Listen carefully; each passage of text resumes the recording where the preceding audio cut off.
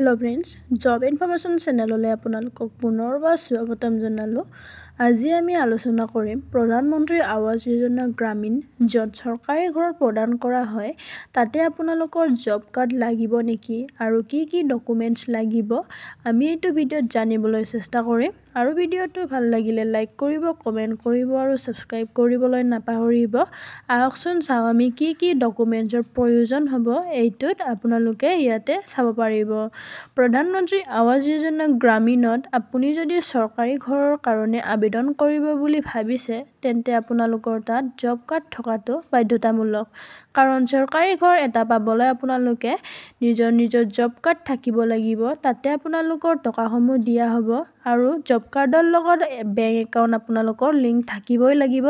সেইটো বাধ্যতামূলক বুলি চৰকাৰে কোৱা হৈছে আৰু বেংক একাউণ্টৰ লগত আপোনালোকৰ আধাৰ কাৰ্ড লিংক থাকিব লাগিব। তেতিয়াহে আপোনালোকে চৰকাৰী ঘৰ পাব বুলি ইয়াতে কোৱা হৈছে। আৰু আধাৰ কাৰ্ড, পান কাৰ্ড আৰু আপোনালোকৰ জব কাৰ্ড থাকিলে আপোনালোকে প্ৰধানমন্ত্ৰী আৱাস যোজনা গ্ৰামীণত আপোনালোকে আবেদন কৰিব পাৰিব।